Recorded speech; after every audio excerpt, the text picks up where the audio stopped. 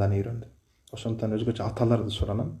Аталар, үй бүлөдө аялыңардан көрө акылдуураак, илимдүүрөөк, аялыңардан 6 эсе сабырдуу, 6 эсе боорукер, 6 эсе кечиримдүү болгула. Азыр эркектер өтө назик, өтө тийме назик, өтө таарынчаак. Керек болсо аялынын ар бир сүйлөгөн сөздөрүн факты далил катары телефонуна тартып алып, аялынын телефонуна прослушка коюп, аялы апасы менен сүйлөшкөндөрүнөн бери тартып алып, кудагайды бири-бирине душман кылып коюп, эркекмин деп жүргөн тиги эрлер абдан көп да. Мен эркек эмесмин. Пайгамбар саллаллаху бир хадис айтат, кыяматта эң чоң суроосу кыйын боло турган ушундай эркектер бар. Аялынын кемчилигин, аялынын уятын, шермендесин коомго ашкере кылган эркектердин суроосу өтө кыйын болот. Унутпагыла.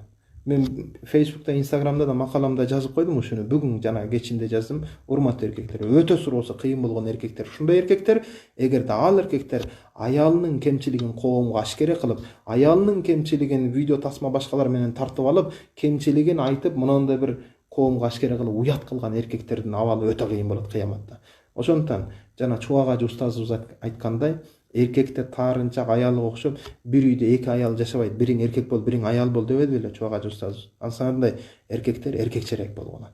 Катындын ишин кылбагыла, аялдын ишин кылбагыла. Азыр аялдар эркекке караганда сабырдуураак. Аялдар эркекке караганда эрктүүрөөк. Үй бүлөбүз ажырашпасын, балдарыбыз жетим калбасын деп үй бүлө үчүн умтулуп аракет кылып аткан аялдар, мага баары эмес бала белде катын жолдо ажырашсам мен тарындым, капы болдум деп көгөрүп, көктүгүнө салып аткан эркектер тилекке каршы. Урматтуу эркектер, мунуңар такыр жарашпайт. Сабырдуу болгула, кечиримдүү болгула. Өзгөчө эркектерден дагы бир нерсени айтам. Менин апам менен айтышып кетти да. Айтышат да анан сен жардамчы болбосоң. Айтышат да анан сен тарбиялабасаң. Айтышат да анан сен аялыңды адеп, ахлак, талим, тарбияга үйрөтпөсөң. Сенде эч нерсе жок да. Аялыңды алып, аялыңды зашта кылып, аялыңды тарбиялап, аялыңды үйрөтүп, өзүңдүн тууган урук, өзүңдүн чөйрөңө аялыңды көндүрүп, ошол жерге сиңип кетишине сен жардамчы болбосоң, айтышат да анан эмне кылсын? Катыныңды угасың, апаңды угасың, анан апаңдан өрт болуп чыгасың да, аялыңды сен урасың. Не кереги бар моундай жашоонун? Урматтуу эркектер, аялды тарбиялаш керек. Аялың, бала чакаңды кошо тарбиялайсың. Аны тарбиялаш үчүн өзүңдө биринчи тарбия болуш керек. Ошондон эркектерден мына өзгөчө суранып кетем. Аял керекпи же апа керекпи? Мага апа керек, аял керек эмес, пошол деген эркектер оң кулак, сол кулак менен уккула. Оң көз керекпи же сол көз керекпи? Мага сол көз керек эмес, жулуп алып ыргытып берем дейсиңби? Дебейсиң. Демек эки аял. Аялың менен апаң. Бирөө сенин апаң, бирөө балдарыңдын апасы. Экөө тең аял, экөө тең апа. Сенин эки көзүңдөй. Бир көзүңдөн артык көрбөйсүң, бир көзүңдү кечип бере албайсың. Демек экөө тең аял. Эки аялдын ортосунда эркектер эстүү болгула, дипломат болгула, котормочу болгула, переводчик болгула, стратегик болгула, экөөнүн бири-бирине болгон биримдигин бекемдеген көпүрө болгула. Мына ушунда баары сонун болот. Андыктан эркектер үй бүлөлүк өрнөктүү болгон үй бүлөлөр менен катташкыла. Ошондо жакшы болот. Улантам достор. Тарыхта өз күчүн далилдеген улуттардын бардыгы убакытты туура колдонгон. Ошондон убакытты туура колдонгула. Достор, баняга кирген менен банядан чыккандын айырмасы болот. Баняга кир адам кирип, жуунуп, тазаланып чыгат.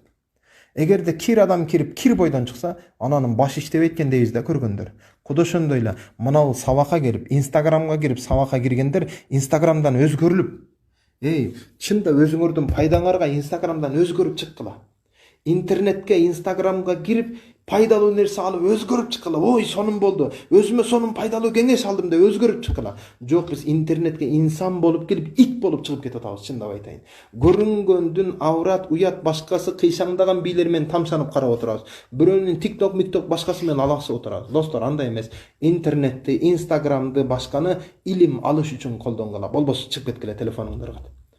Досум, телефон менен алаксып үй бүлөңдү.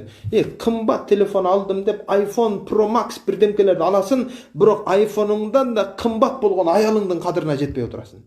Телефондан да кымбат болгон үй бүлөңдүн кадырына жетпей отурасың. Сага телефон керек. Сага оюн игра керек, PUBG керек. Андай эмес, досум. Ошондон телефондон да кымбат болгон перзенттериң, аялың, бала чакаң турат. Кайталап айтам, үйүңөргө келгенде бут кийимди чечкен жерге телефонду таштап коюп, үй бүлөң менен, бала чакаң менен алектен. Мына ушул маанилүү. Достор, жүрөк качан эс алат деген суроо берилет. Караңыздар. Жүрөк качан эс алат? 5 нерседен мурда 5 нерсенин кадырын белгиле. Жүрөк качан эс алат деген суроого ушунда баягыда адам денесиндеги дене мүчөлөрдүн баардыгы суроо берет. Сен качан эс аласың деген суроо берет. Ошондо кол менен бут айткан экен, биз кожоюн уктаганда эс алабыз дейт. Баардыгы жооп берип отуруп ашказанга кезек келет, ашказан айтат, биз жеген тамакты сиңиргенде эс алабыз дейт. Ошентип отуруп эң акырында жүрөккө кезек келет да. Жүрөк эс албаса керек, уктап атканда да дүкүлдөп иштеп турат. Төрөлгөндө баштап өлгөндө токтой түшүп иштей берет, бул жүрөк эс албаса керек десе, жүрөк айткан экен, мен качан гана жакшы сөз укканда эс аламын деген экен. Ошондон достор, жакшы сөз уккула жүрөк эс алсын. Айрыкча аял менен күйөө бири-бириңе жакшы сөз дарыначы. Качан акыркы жолу апасы деп сүйлөдүң? Эркек. Качан атасы деп сүйлөдүңүз? Жеңе. Демек бири-бириңди жакшы мамиле кылгыла. Сен үйдө күйөөңө эң сонун мамиле кыл, аялдар. Күйөөң атасы деп келген кезде чуркап барып, эшикти ачкан кезде колундагын ала калып, жакшы иштеп келдиңиз деп сүйүнүп тосуп алчы. Жумушка кетип бараткан кезде үстүндөгү костюмун кийгизип, чаңдарын ачып, кийип аткан бут кийимин кремдеп тазалап, жакшы барып келиң атасы, өзүңүз этият кылыңыз деп жөнөтчү. Эгерде сен ушинтип жөнөт турсаң, көчөдө башка бирөөгө карайбы экен ошол эркек. Үйдөгү сенин кылып аткан мамилең, сенин берип аткан мээримиңе суусап, батыраак үйгө келсем экен деп жүрөт ошол эркек. Урматтуу аялдар, дагы бир нерсе айтайын. Кайсы бир деңгээлде күйөөңүздүн ичип чегип кеткенине сиз себепчисиз, урматтуу аял. Ошол үйдө ынжыктанып, ошол баланын апасына жакпай, ошол баланын тууган уругуна жакпай, ынжык болгон пейил мамилеңиздин айынан эркек эмне кылышын билбей өзүнчө сыгылып, ичип чегип кетти. Балким кайсы бир деңгээлде эркектин ичип чеккенине дагы, арак ичип алкаш болуп атканына дагы аялы болуп сиз күнөөкөр эмес бекенсиз? Ушуну да ойлонуп койгула, урматтуу аялдар. Ал эми ошол эле учурда маселенин экинчи тарабы бар. Урматтуу эркектер, аялың сени ойлоп сыгылып, а сен болсо аялың боло туруп башка аялга тиктейсиң. Аялың боло туруп башка аял менен жүрүп кеттиң. Аялың боло туруп кошунаң менен жүрөсүң керек болсо, ушундай окуяларды көрүп атам, угуп атам. Аялың боло туруп намахарамдарды тиктеп отурасың. Керек болсо аялыңдын денесиндеги ооруларынын 80% сен эси жок эркектин айынан болуп атат. Буга эмне дейсиң? Ошондон урматтуу эркектер, аялдар, эң биринчи орунда үй бүлөнүн кадырына баркына жеткиле, айбанга таптоо жарашат. Адамга мактоо жарашат. Бири-бириңерди мактагыла. Жаным, алтыным, күмүшүм. Бири-бириңди мактачы. Эркек, эң биринчи сен макта. Аялымды алтыным де, анан аялың сени арстаным дейт. Муну унутпагыла. 5 нерседен мурун 5 нерсенин кадырына жеткиле. Өлөлүктөн мурда жашоонун кадырына жеткиле, достор. Эртең эле өлүп кетебиз. Жашоонун кадырына баркына жетеле. Картай электен мурун жаштыктын кадырына жетеле. Кедей боло электен мурда байлыктын кадырына жетеле. Убакыт кысталыш боло электе бош убакыттын кадырына, оор электен мурда ден соолуктун кадырына жетеле. Революцияны көчөдө, митинг пикетти революцияны көчөдө эмес, мээде жасайлычы, достор. Мээни өзгөртөлчү болду. Урматтуу достор, денеңе, чачыңа, жүзүңө кам көрөсүң, салондорго барасың, бирок мээң үчүн да кам көрөр бекенсиң, а? Мээ үчүн да кам көрдүңөрбү?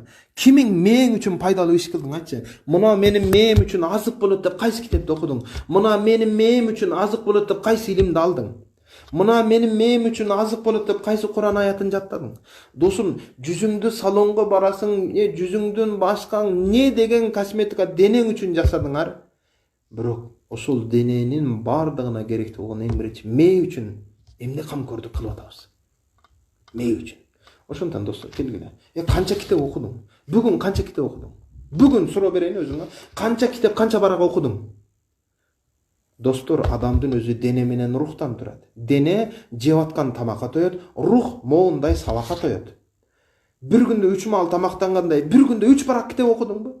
3 barak Kur'an ayat okudun bu?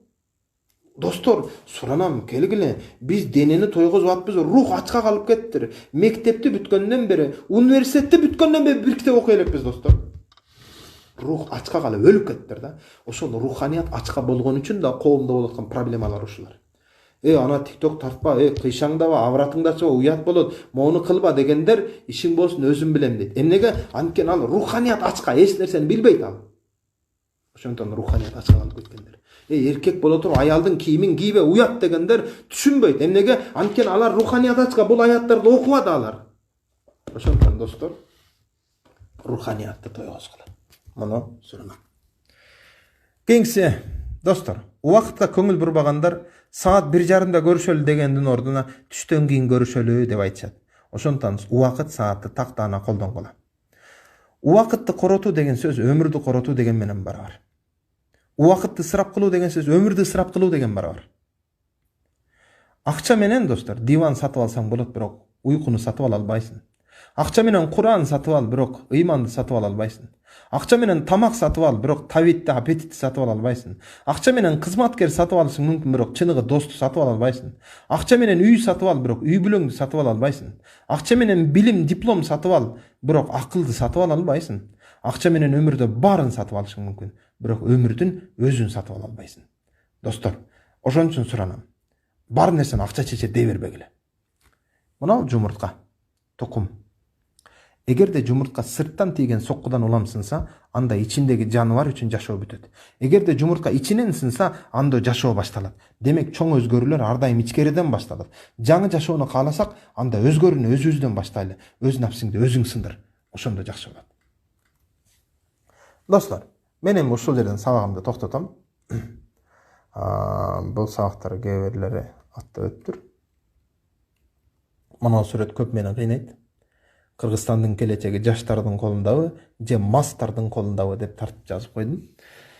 Чындап эле, ичип чеккен жаш балдар абдан көп экен. Көрсөңөр, мүмкүн болушунча колуңар менен, тилиңер менен тыйганга аракет кыла. Укам, иним, карындашым, ичпегин, чекпегин депчи. Чындап эле муну ушинтип чегип аткандар, ичип аткандар абдан көп. Азыркы үй бүлөлөр сыртынан караганда баары бактылуудай көрүнө берет. Бирок ичине кирип барсаң баары бактысыздай жашап атабыз. 100 чарчы метр үйдөгү балдарыбыз менен байланышыбыз жок. Бир үйдө жашайбыз, бирок бири-бирибиз менен байланышыбыз жок. Сотканы берип отургузуп койсоң, садиктеги балага да керегиң калбай калды. Ушундай бир заманга келдик, достор. Ошондон келиңиздер. Козу чоңойсо кой болушуна анык гарантия бар. Күчүк чоңойсо ит болушуна анык, бирок адам баласы чоңойсо адам болушуна гарантия жок. Антан адам болуп келдикпи? Адам бойдон калалы, достор. Мен ушул жерде токтоттум. Убактымды көрүп узатпайын. Келиңиздер, адам бойдон калалы. Алла таалам баарыбызды өмүрсүз узун кылсын. Терең ыраазычылык билдирем. Бар нерсени үй бүлөм үчүн, балам үчүн деп жашагандан кийин анда эң негизгиси балдарыбызга илим, билим, талим тарбиясына көңүл буралы. Россияга барып, Европага барып, чет өлкөгө барып, үй бүлөм үчүн үй салам деп, үй салуу үмүтүндө барып, үйдөн да кымбат болгон үй бүлөсүн бузуп алгандар толтура. Ошондон үйүң болбосо болбой эле койсун. Квартирадан квартирага көчүп жаша, бирок бири-бириңди сүйүп бактылуу жаша. Түшүнүп болдубу? Кеп үйдө эмес, кеп үй бүлөдө, кеп сүйүүдө, кеп бири-бириңе болгон мейир акыбетте. Мына ушуну унутпагыла достор.